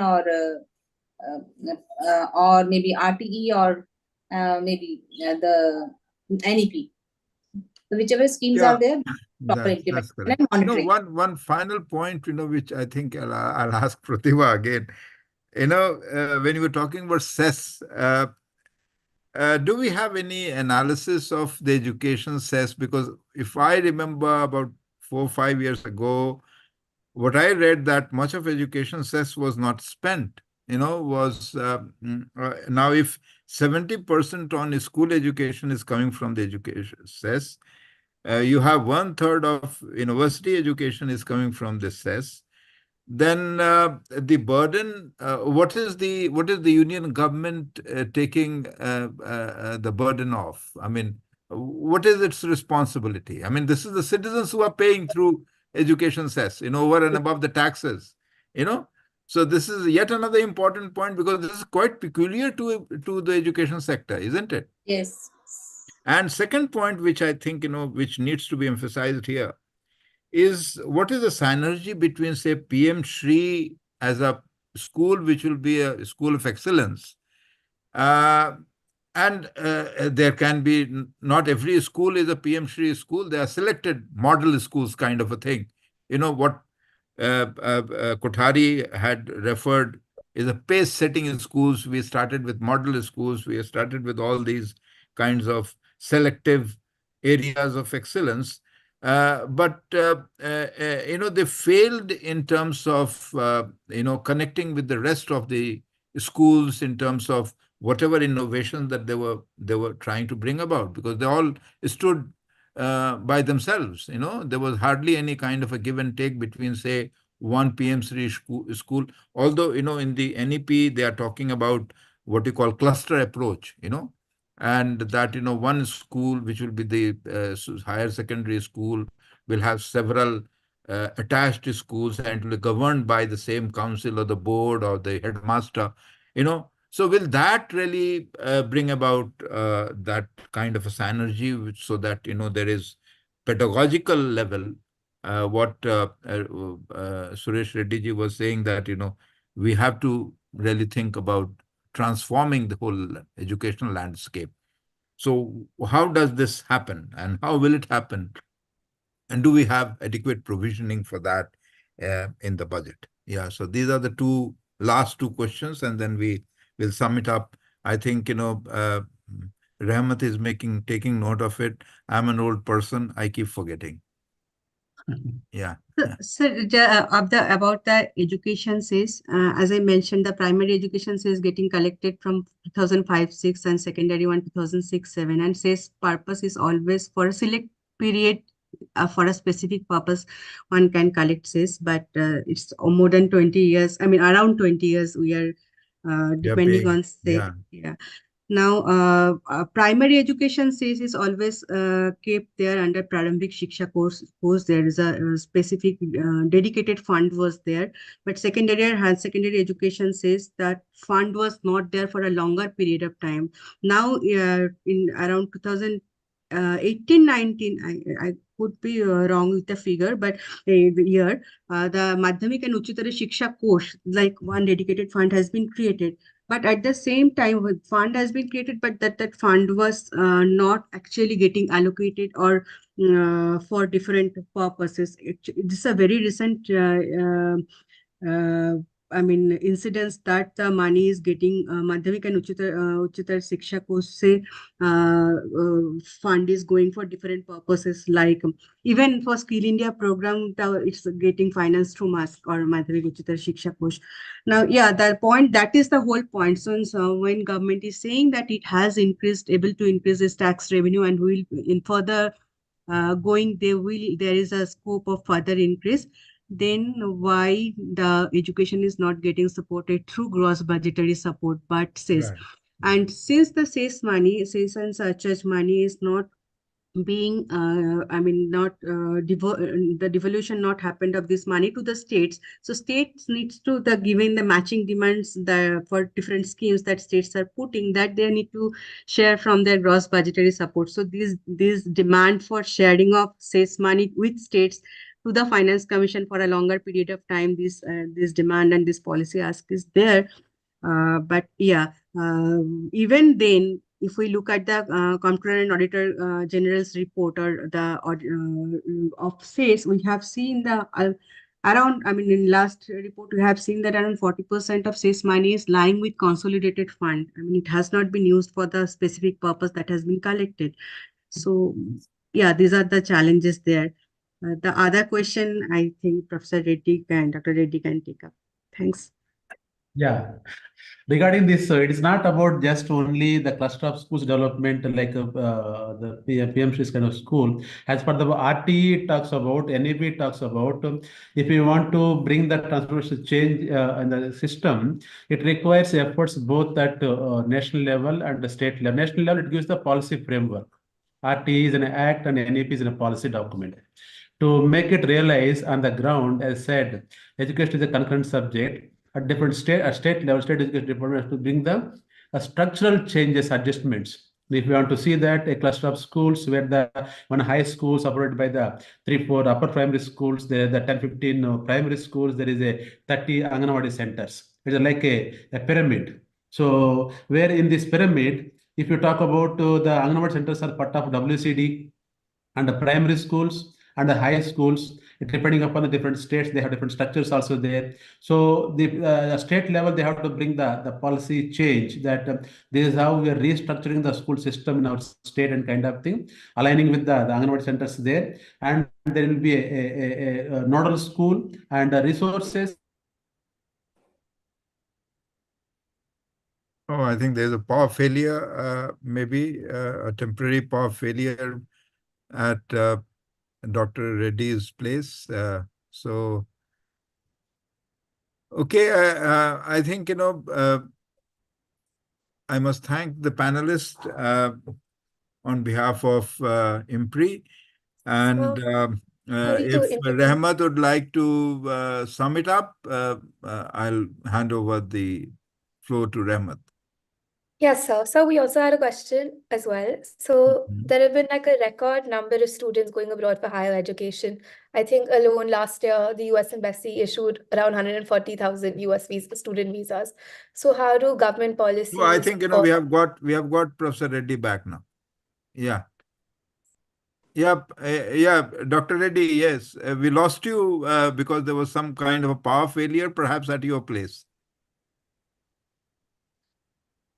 Dr. Reddy, can you hear us? You have to, perhaps, we can't hear you.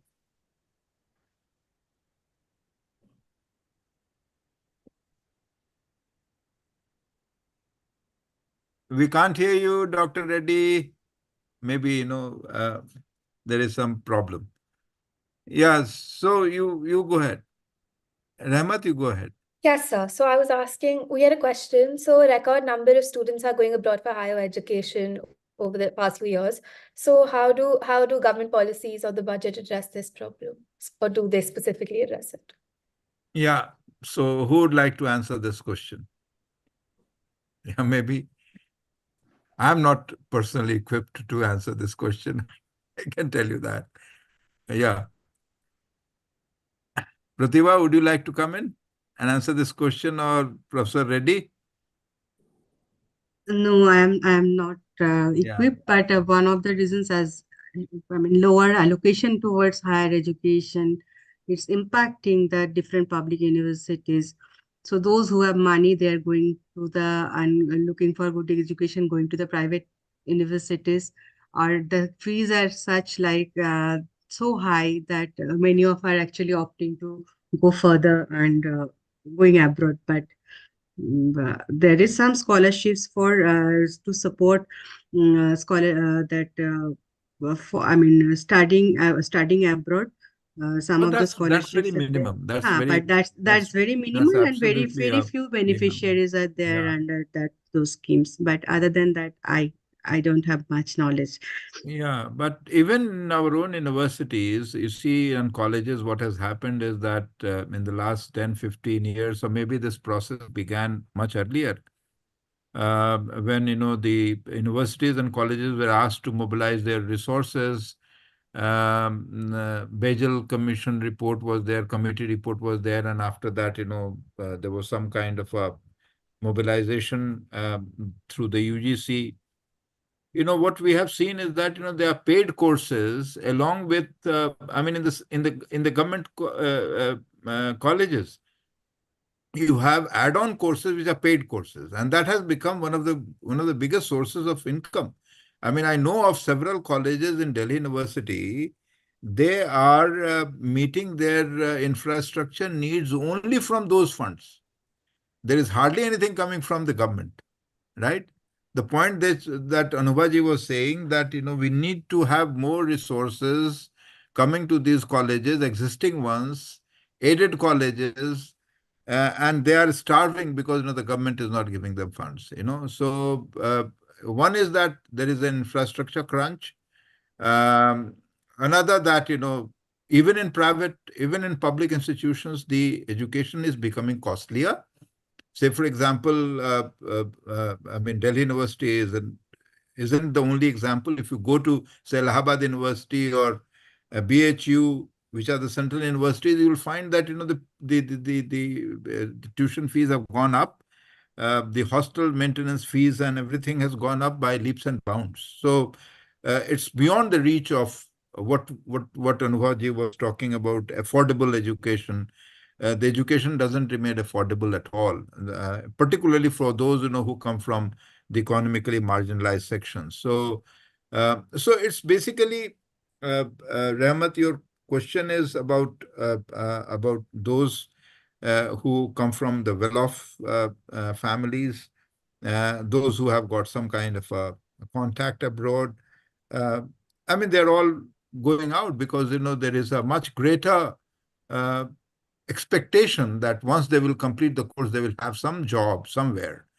But the graduate unemployment in India is perhaps one of the worst in the world at the moment, So that and this has consistently been there for nearly about several years. I would say more significantly after, I do not know the relationship, but after the demonetization, I mean, it has been on a rise because that demonetization did lead to several small and medium enterprises closing down for whatever reason, and so on and so forth. I mean, the economic survey gives us some data on that. Uh, so economic census, not survey. So I think that's it, and this trend will go on and on because there I believe the inequality of income is also becoming wider. There are rich who are becoming richer. There is very little percolation downwards. And therefore, there would always be a tendency for them to move out. But I think public education should not bother so much about that. It should rather address the question of the lower middle and the lower classes, because that is where, everybody pays taxes. Everybody buys a packet of Bharat ka namak, Desh ka namak, and everybody pays the same tax as the rich and the poor. So therefore, everybody has a right to, in fact, have a share of the taxes, whether it is, I mean, they're not, it's the state's responsibility to, in fact, encourage public education. Nowhere in the world, even the countries like United States of America, I mean, they spend much higher amount on public education. I mean, and there at least more than 96% of children go to public schools, that speaks volumes of how public schools are being maintained. The whole idea that massification of education means, decline of standard, it's a bogus argument, which is only a fiction of imagination for the elite classes. Because I would say, I mean, I'm sorry if I say this, but there is this a class bias that only some are meant to be excellent and others are not born to be excellent. I mean, this is a caste society in which we all have this kind of an mentality. I think it's too late, but sooner we get rid of this mentality, it would be better. So I think let me thank all the panelists for their time, and Professor Reddy, we missed you somewhere in between because there was a power failure. But I think for all the important points that you made, I do understand this is time for us to think ahead and think in terms of transformation. That's well taken, but we can't transform unless until we connect with the ground. That's also very important. The So I had connection another with the question. reality. Yeah.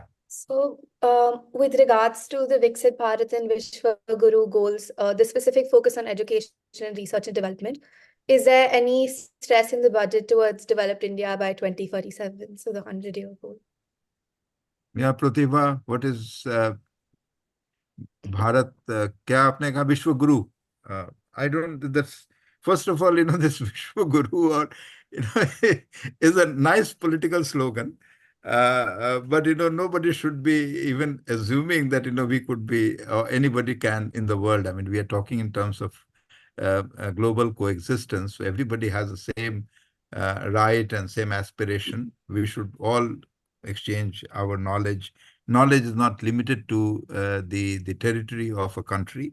The knowledge cannot be contained within the boundary.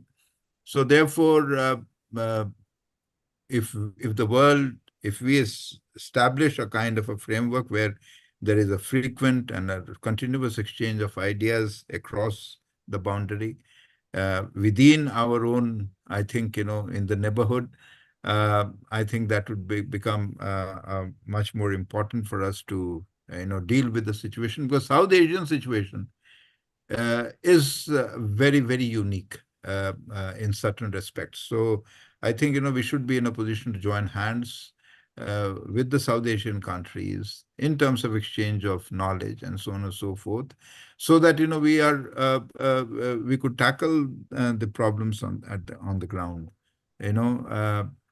yeah, but anything else about excellence and about becoming Vishwaguru, I really do not have any idea. I mean, because these are political slogans. I mean, I don't think, we can never pretend to be. I mean, because the gaps between the developed parts of Europe, say the Scandinavian countries, and us in terms of, say, the values of democracy, the values of coexistence, the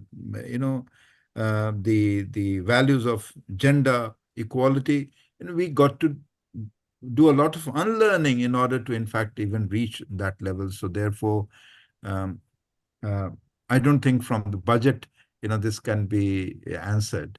But it certainly shows the direction in which the government is thinking. The government thinks that, we can have certain excellence, centers of excellence, through the kind of a framework of the clusters that they are trying to form. Similarly, they are also thinking in terms of having exclusive education zones for deprived children. So I think these are important landmark events that, when it unfolds, it will certainly have some impact. It's still too early for us to, in fact, say as to what is going to happen, uh, or whether it is the business as usual.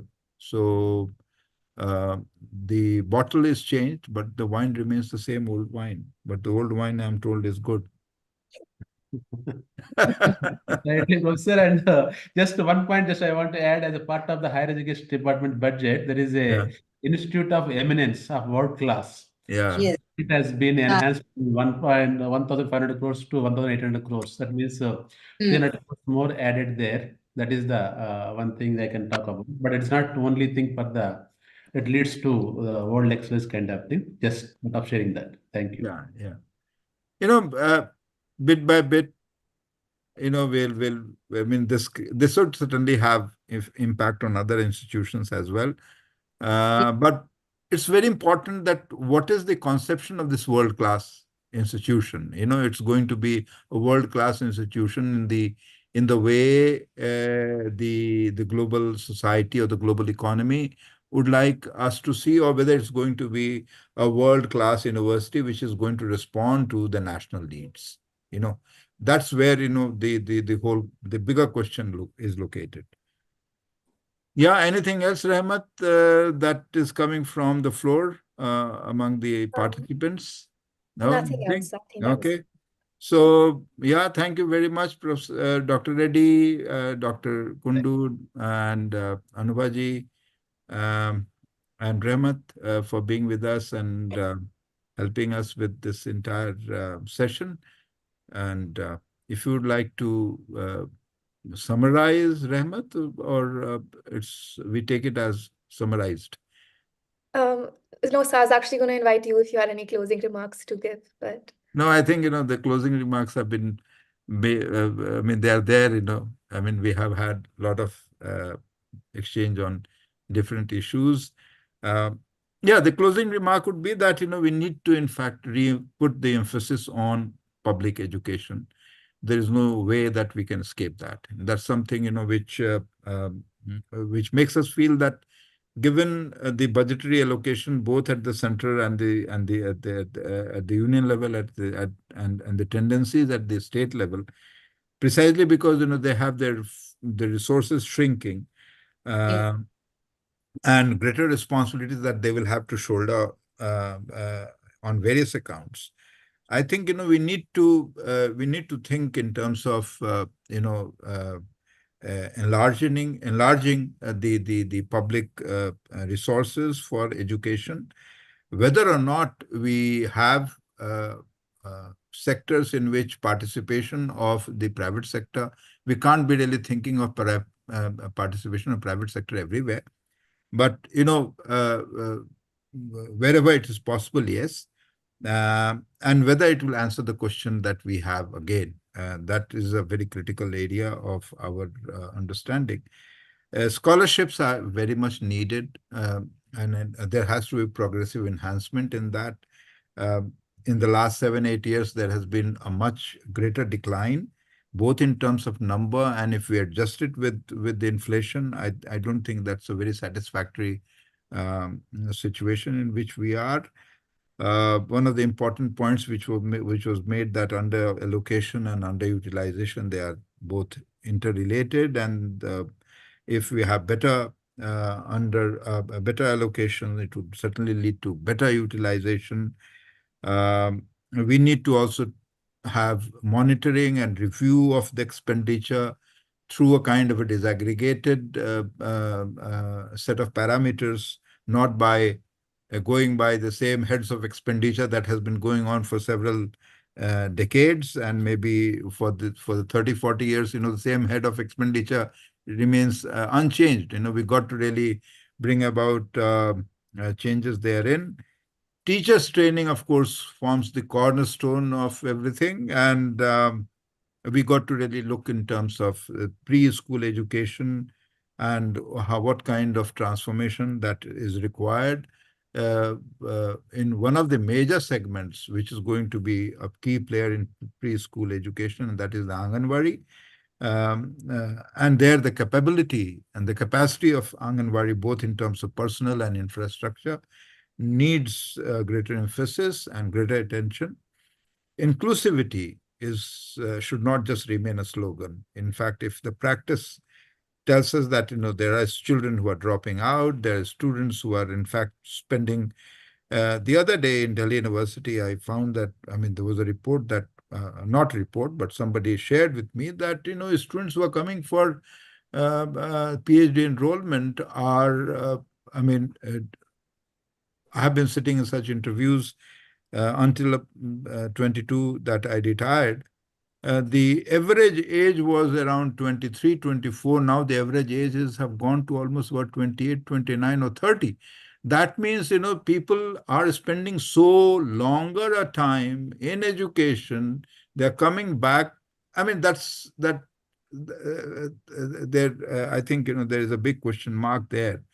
Whether it is inclusive education or it is because they don't have jobs. So the linkages between education, qualification, and job is a serious area that we got to really look at.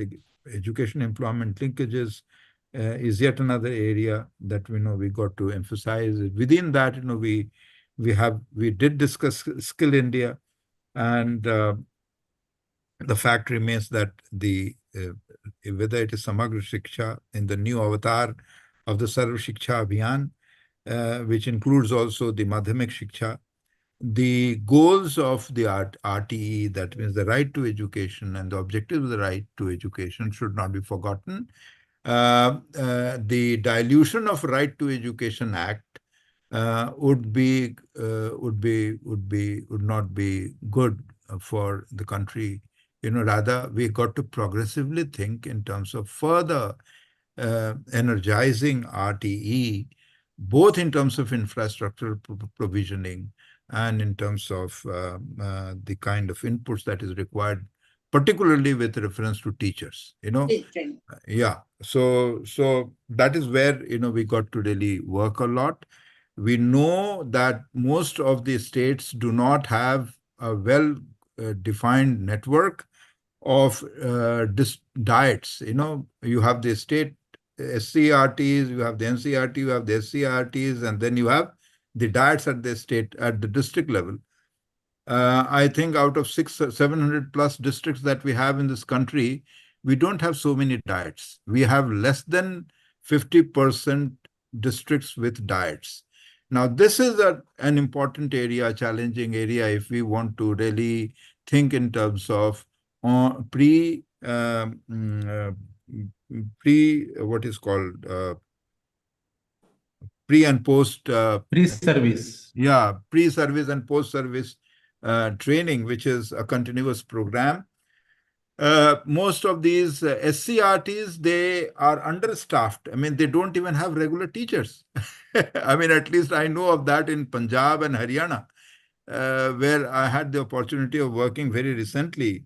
They are in very bad shape. So, these are critical areas of intervention, which in fact we'll have to take a look at. And the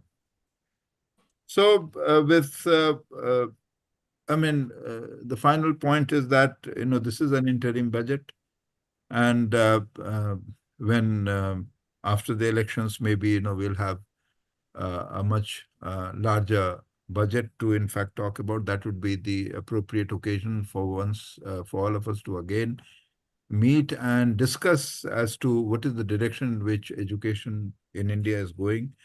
We are in a stage of, we are sitting on a cusp of change, and this change is going to be much more rapid because of the changing technology and the changes in our societal framework, both in India and globally. So I think we are in for greater challenges. I hope education will respond to, or the educational system and the kind of response that the education system in India must have would take up some of these challenges. I would not really confine it to a segment of the population which in fact have always benefited, no matter whether it came from the public education system or the private education system. That class remained absolutely unaffected. So we have to really look at Sir, I would like to those take who your leave. who have been left out. Right. Yeah. I would like to take your leave. I have some other. Yeah. Please. Now we are also closing now. Yeah. Thanks a some lot. other. Thanks a lot. Thanks a lot, Anubhaji.